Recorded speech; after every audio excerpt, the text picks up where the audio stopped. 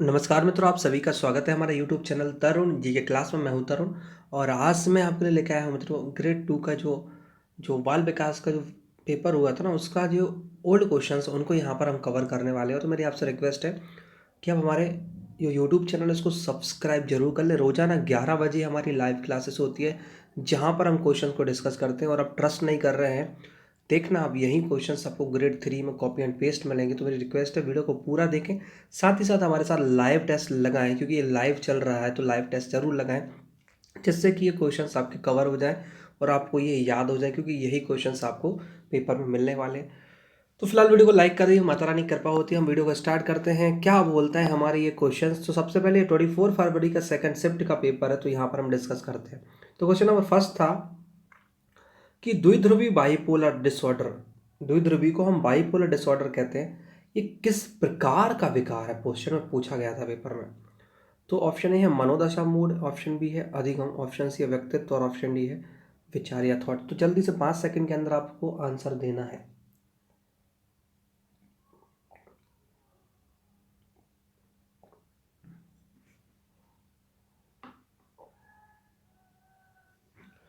तो इसका जो राइट आंसर मित्रों वो हो जाएगा हमारा मनोदशा मूड, याद रखना। तो द्विध्रुवी विकार बाइपोलर डिसऑर्डर किस प्रकार का विकार है, इसको हम बोलते हैं मूड या मनोदशा मूड कहते हैं। ऑप्शन सेकंड क्वेश्चन है हमारा, निम्नलिखित में से कौन सा मानसिकता के सिद्धांत का सबसे अच्छा वर्णन करता है। यहाँ पर हम बात कर रहे हैं निम्नलिखित में से कौन सा मानसिकता के सिद्धांत का सबसे अच्छा वर्णन करता है। ठीक है, ऑप्शन ए है हमारा स्थिर मानसिकता विराम, जिसको हम फिक्स्ड माइंडेड स्टॉफ कहते हैं, को बदला नहीं जा सकता। ऑप्शन नंबर बी स्थिर मानसिकता फिक्स्ड माइंडसेट केवल असफलता देती है। ऑप्शन सी प्रौढ़ मानसिकता बुद्धि को परिभाषित करता है। और ऑप्शन डी है प्रौढ़ मानसिकता असफलता को एक मामूली रुकावट के रूप में देखती है और सुधारने और विकसित होने का अवसर देती है। तो क्या होगा सबसे बेस्ट राइटर। ठीक है, यहाँ पर और पढ़ लीजिए, मैं छोटा सा कर देता हूँ उसको।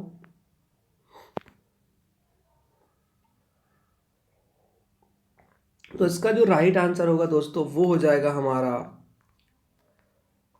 ऑप्शन नंबर डी, प्रौढ़ मानसिकता असफलता को एक मामूली रुकावट के रूप में देखती है और सुधारने और विकसित होने का अवसर देती है। तो यहाँ पूछा था मानसिकता का सबसे अच्छा वर्णन। देखो जैसे जैसे आप बड़े होंगे, बड़े मतलब प्रौढ़ हो रहे हैं, ठीक है, तो आप पाएंगे हमारे के अंदर परिपक्वता ज़्यादा है और समस्याओं को हल करने की क्षमता भी आपके अंदर ज़्यादा आ जाती है। और जो चीज़ों के बारे में सोचने का जो आपका माइंड सेट होता है वो भी डिफरेंट तरीके से सीखता है। मतलब छोटी मोटी समस्याओं से आप डरते नहीं हैं। तो ऑप्शन डी हमारा राइट होगा। नेक्स्ट क्वेश्चन की ओर चलते हैं। नेक्स्ट क्वेश्चन में तो हमारा सबसे इंपॉर्टेंट क्वेश्चन है। ये क्वेश्चन है कि निम्नलिखित में से कौन सा एक सामाजिक शिक्षा सिद्धांत है। सोशल लर्निंग थ्योरिस्ट है इनमें से बताना। ऑप्शन है Bandura, option B Freud, option C Wundt और ऑप्शन डी पावलोव। कौन है ये सामाजिक शिक्षा सिद्धांत के प्रतिपादक। हर किसी बच्चे बच्चे को पता है सामाजिक अधिगम का सिद्धांत किसने दिया था, क्योंकि आपको पता है इसका राइट आंसर है अल्बर्ट बंडूरा। तो हमारा ऑप्शन नंबर ए राइट हो जाएगा, बंडूरा। तो आपको पूछे सामाजिक शिक्षा का सिद्धांत किसने दिया था, तो अल्बर्ट बंडूरा का नाम याद रखना। सिगमंड फ्राइड का तो मनोविश्लेषण के लिए याद है। अब बात करते हैं बुंट। तो बुंट ने सबसे पहले मनोविज्ञान की प्रयोगशाला इस्टेब्लिश की थी 1879 में जर्मनी ने, ठीक है। और पावलोव का तो आपको क्लासिकल कंडीशनिंग का सिद्धांत पता है और इसने डॉग पर प्रयोग किया था, कुत्ते पर प्रयोग किया था, ये भी पता होगा। चलते हैं नेक्स्ट क्वेश्चन की ओर मित्रों। और नेक्स्ट क्वेश्चन है हमारा रूही 11 महीने की बच्ची है, वह प्रत्येक सफेद तरल वस्तु को दूध कहती है। रूही द्वारा अवधारणा विकास प्रक्रिया का कौन सा प्राकृतिक स्वभाव दिखाया गया है। मतलब एक बच्ची हर वाइट चीज़ को मिल्क बोल रही है, ठीक है, क्योंकि 11 महीने की बस है वो। तो विश्लेषण है, अमूर्तीकरण है, सामान्यकरण है या अनुभव। बड़ा सिंपल सा क्वेश्चन है ये, बताइए आंसर।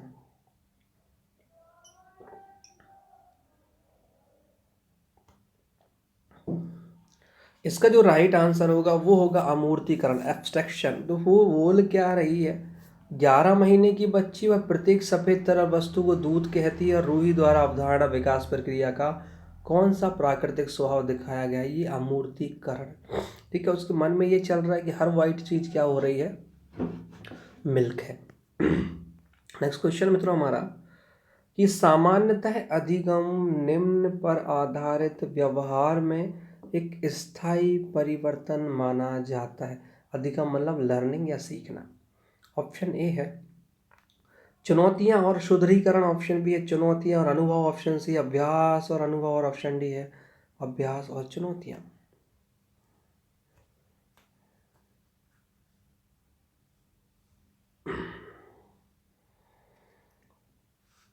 तो इसका जो राइट आंसर होगा वो मतलब वो होगा हमारा चुनौतियां और सुदृढ़ीकरण, challenge and reinforcement is a right answer. तो याद करिएगा हमारा ऑप्शन नंबर ए या राइट हो जाएगा।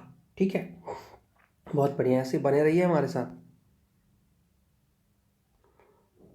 नेक्स्ट क्वेश्चन मित्रों हमारा कि भाषा के विकास में आंतरिक भाषण की अवधारणा इनके द्वारा प्रारंभ की गई थी। आंतरिक भाषण मतलब भाषा के विकास में आंतरिक भाषण की बात कर रहे हैं। पियाजे, चॉम्स्की, वाइगोट्स्की और स्किनर। और जो हमारी रेगुलर क्लास अटेंड करता है, मैंने इनको कितनी बार बताया, यहाँ पर हम भाषा की बात कर रहे हैं। तो इसका जो राइट आंसर होगा वो होगा वाइगोट्स्की। देखो यहाँ पर कई लोग, मैं यदि भाषा विकास का बोलता तो चॉम्स्की आ जाता, क्योंकि हम यहाँ पर भाषा के विकास में आंतरिक भाषण की अवधारणा बात कर रहे हैं। कौन से भाषण की? आंतरिक भाषण। तो वाइगोट्स्की आया जो कि रूस के थे और जिन्होंने जेडपीडी सिद्धांत दिया था, जॉन जॉन प्रॉक्सिमल है ना, ठीक है, सभी वस्तु विकास का दिया था। लेकिन भाषा विकास आता तो भैया हम चॉम्स्की लगाते। स्किनर का तो क्रिया प्रसूत पता ही है आपको, वाइगोट्स्की का तो पता ही है, अभी बताया, जेडपीडी। चॉम्स्की तो भाषा विकास, और जीन पियाजे का तो सबको पता, संज्ञानात्मक विकास का सिद्धांत। तो भाई साहब भाषा के विकास में आंतरिक भाषण जहाँ जुड़ जाए तो आपको चुपचाप वाइगोट्स्की लगा देना है। ठीक है, हाँ, लेकिन भाषा विकास पूछे तो चॉम्स्की लगाओगे। ठीक है, नेक्स्ट क्वेश्चन है हमारा कलन विधि, एल्गोरिदम और अन्वेषण, ह्यूरिस्टिक, खालिस्तान की रणनीतियां हैं। ऑप्शन ए शिक्षण, ऑप्शन ए शिक्षण, ऑप्शन बी समस्या समाधान, ऑप्शन सी अधिगम और ऑप्शन डी चिंतन। तो कलन विधि जिसको हम एल्गोरिथम और अन्वेषण, कुल मिलाकर एल्गोरिथम और अन्वेषण खालिस्तान की रणनीतियां हैं। तो दिमाग लगाओ, बड़ा सिंपल है। इसका राइट जो आंसर होगा वो होगा हमारा option number B, problem solving. देखो जब भी तुमको अपनी समस्या का समाधान करना पड़ेगा तो आपको दिमाग में कुछ ना कुछ अन्वेषण करना पड़ेगा। जैसे अभी भी तुम क्वेश्चन आता है, ये तुम्हारी समस्या, तो इसके बारे में सोचते हो तो अन्वेषण करते हो। और ह्यूरिस्टिक विधि तो सबको पता आर्मस्ट्रॉन्ग की है। ह्यूरिस्टिक विधि किसकी है? आर्मस्ट्रॉन्ग की है, याद रखना। ये ग्रेड 1 में हिंदी, जो ग्रेड 1 का हिंदी का पेपर हुआ था उसमें पूछा गया था ह्यूरिस्टिक विधि किसकी है? आर्मस्ट्रॉन्ग की है। तो भाई साहब पूरे के पूरे सिद्धांत पढ़ते हैं ना, नहीं बने तो हमारे चैनल पर बने रहना, मैं अलग से एक सेपरेट वीडियो बनाऊंगा सिद्धांत के लिए। नेक्स्ट क्वेश्चन है हमारा निम्नलिखित में से कौन सा कथन सत्य है? वृद्धि केवल एक मानसिक प्रक्रिया है। वृद्धि केवल एक मानसिक प्रक्रिया है। अनुवांशिकता अधिगम प्रक्रिया को प्रभावित नहीं करती है। विकास केवल एक मात्रात्मक प्रक्रिया है। और अधिगम व्यवहारिक परिवर्तनों की प्रक्रिया है। अधिगम व्यवहारिक परिवर्तनों की प्रक्रिया है। तो कौन सा सत्य है इनमें से? तो इसका जो राइट आंसर होगा वो होगा अधिगम व्यवहारिक परिवर्तनों की प्रक्रिया। देखो क्यों, कई लोग सोच रहे होंगे वृद्धि मानसिक, तो नहीं भैया, वृद्धि शारीरिक भी होती है। अनुवांशिकता अधिगम प्रक्रिया को प्रभावित नहीं करता, बिल्कुल करता है, बिल्कुल करता है अनुवांशिकता। विकास केवल मात्रात्मक प्रक्रिया नहीं, विकास गुणात्मक भी है और मात्रात्मक, वो दोनों है, याद रखना। तो केवल पेपर में पूछे विकास केवल एक मात्रात्मक प्रक्रिया नहीं, क्योंकि वो गुणात्मक भी है। तो इस हिसाब से हमारा ऑप्शन डी जो अधिगम है ना, वो आपके व्यवहार में परिवर्तन, जब आप सीख जाते हो अधिगम कंप्लीट हो जाता है तो आपके व्यवहार में क्या हो जाता है? परिवर्तन आ जाता है। ठीक है, नेक्स्ट क्वेश्चन की ओर चलते हैं दोस्तों। नेक्स्ट क्वेश्चन मित्रों हमारा कि किसी विशेष परिस्थिति में किसी दिए गए सामान्य सिद्धांत को लागू करने की क्षमता को खालिस्तान कहते हैं। किसी विशेष परिस्थिति में किसी दिए गए सामान्य सिद्धांत को लागू करने की क्षमता को हम खालिस्तान कहते हैं। ऑप्शन ए आगमन तर्क, ऑप्शन बी आपवादिक तर्क, ऑप्शन सी निगमनक तर्क और ऑप्शन डी है तार्किक तर्क। क्या होगा बेटा राइट आंसर इसका?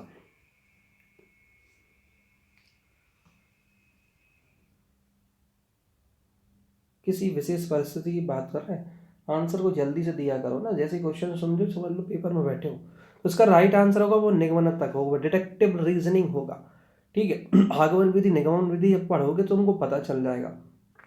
नियम से उदाहरण जाते हैं निगमन में और आगमन में उदाहरण से नियम जाते हैं। फिलहाल यहाँ तर्क की बात कर रहे हैं, तो किसी विशेष परिस्थिति में किसी दिए गए सामान्य सिद्धांत को लागू करने की क्षमता को हम, कोई विशेष परिस्थिति और एक तुम सामान्य सिद्धांत को उसमें फिट कर रहे हो तो वो निगमनक तर्क कहलाएगा, डिटेक्टिव लर्निंग कहलाएगा, डिटेक्टिव रीजनिंग कहलाएगा। नेक्स्ट क्वेश्चन की ओर चलते हैं दोस्तों। नेक्स्ट क्वेश्चन है, अधिगम का कौन सा रूप प्रदर्शित होता है जब बच्चे उस हिंसा की नकल उतारते हैं जो वे अपने पसंदीदा वीडियो गेम में देखते हैं? समझ लिए कितना अच्छा क्वेश्चन है। छोटा सा बच्चा अपने वीडियो गेम में देख रहा है और वही हिंसा कर रहा है। फिर ऑप्शन है क्रिया प्रसूत अधिगम, ऑप्शन बी अवलोकन अधिगम, ऑप्शन सी अनुबंधित अधिगम और ऑप्शन डी अव्यक्त अधिगम। इसको घुमा के ही पूछ सकते कि बच्चे एक फिल्म में या टीवी में हिंसात्मक चीज़ें देखते और उसी की नकल करते तो क्या होगा, वो कौन सा अधिगम होगा? इसका राइट आंसर है ऑब्जर्वेशनल लर्निंग कहलाता है, ये अवलोकन अधिगम कहलाता है। याद रखना, दिमाग को बिठा लो इसको। इसको बोलेंगे ऑब्जर्वेशनल लर्निंग या अवलोकन अधिगम। ठीक है, नकल उतार रहा है वो। ठीक है, नेक्स्ट क्वेश्चन की ओर चलते हैं और नेक्स्ट क्वेश्चन है हमारा दोस्तों, सूचना की पुनरावृत्ति में क्या सम्मिलित है ताकि यह लघुकालीन से दीर्घकालीन स्मृति तक चले? सूचना की पुनरावृत्ति में क्या सम्मिलित है ताकि यह लघुकालीन से दीर्घकालीन स्मृति तक चले? ऑप्शन ए कूट संकेतीकरण, ऑप्शन बी है पूर्वाभ्यास, ऑप्शन सी है चंकिंग और ऑप्शन डी है संग्रहण।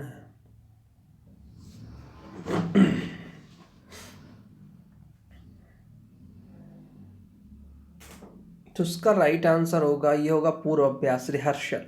तो सूचना की पुनरावृत्ति में क्या सम्मिलित है ताकि ये लघुकालीन से दीर्घकालीन स्मृति में चले? तो पूर्वाभ्यास।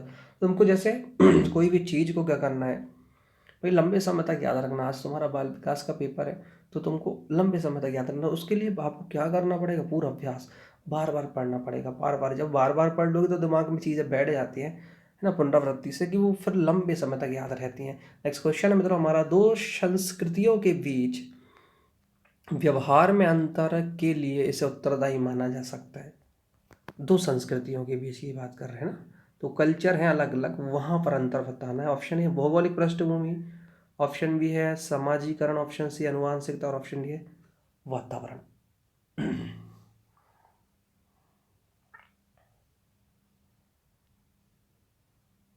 तो इसका यहाँ राइट आंसर होगा सामाजिकरण, सोशलाइजेशन। देखो यदि समाज के तो भिन्न स्तर है तो उनकी संस्कृतियों में भी हमेशा डिफरेंस मिलेगा। जैसे मैं बोलूँ कि भाई अपने इंडिया में ले लो, अपना इंडिया तो संस्कृति से फुलफिल है। जैसे आप पंजाब साइड जाएंगे तो पंजाब का कल्चर डिफरेंट है, मध्य प्रदेश में रहते हो तो मध्य प्रदेश का कल्चर डिफरेंट है।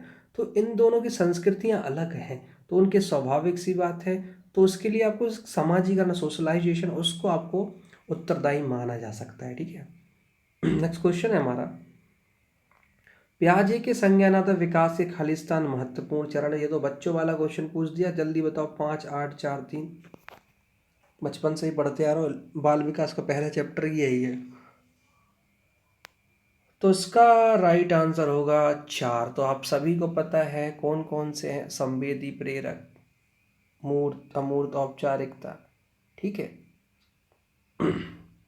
किसी को मूर्त को ही बोलते हैं, पूर्व बाल्यावस्था, फिर उसके बाद आ जाएगा संवेदी, बहुत सारी चीज़ें हैं। तो आप कुछ 4 याद रहना चाहिए पूरा। ठीक है, अंतिम औपचारिक होता है।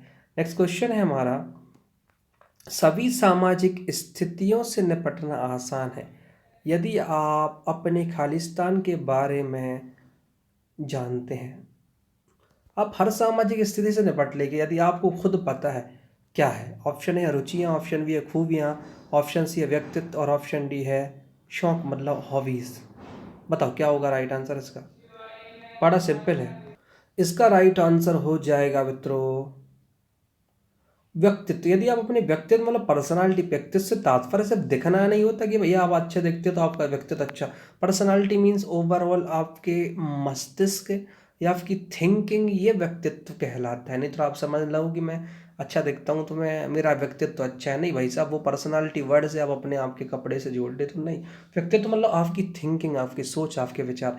यदि सभी सामाजिक स्थितियों से निपटना आसान, यदि आप अपने व्यक्तित्व के बारे में जानते हैं, आप लड़ सकते हैं समस्याओं से, समझ सकते हैं, तो आप ठीक हो।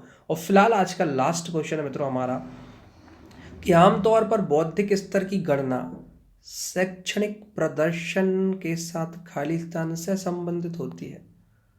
कम, अत्यधिक, मध्यम या पूरी तरह से।